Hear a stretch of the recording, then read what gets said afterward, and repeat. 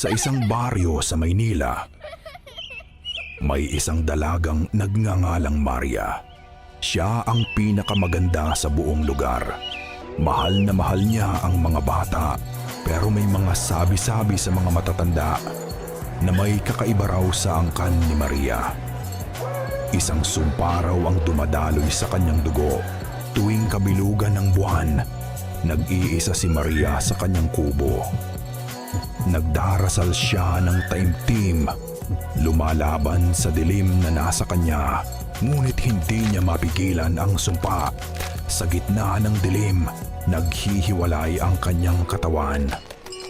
Lumalabas ang mga pakpak na parang paniki. Siya ay nagiging manananggal.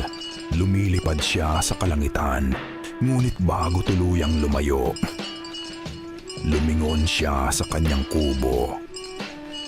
Naaalala niya ang dating buhay. Ang mga batang mahal niya. Gutom siya. Hinahanap ng kanyang katawan ang dugo ng sanggol. Ngunit nang makita niya ang isang buntis na natutulog, may kumalabit sa kanyang puso. Tumigil siya. Nag-alinlangan. Ngunit sa kanyang kubo, may taong pumasok.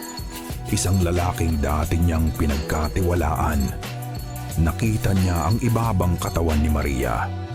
Sa halip na tulungan, naglagay siya ng asin sa sugat. Pagsikat ng araw, sumigaw si Maria sa sakit. Ngunit sa kanyang huling sandali, ngumiti siya. Sa wakas, natapos na ang kanyang pagdurusa. Siya ay naging malaya. Hanggang ngayon, sa baryong iyon, may nagsasabing nakikita pa rin si Maria tuwing kabilugan ng buwan.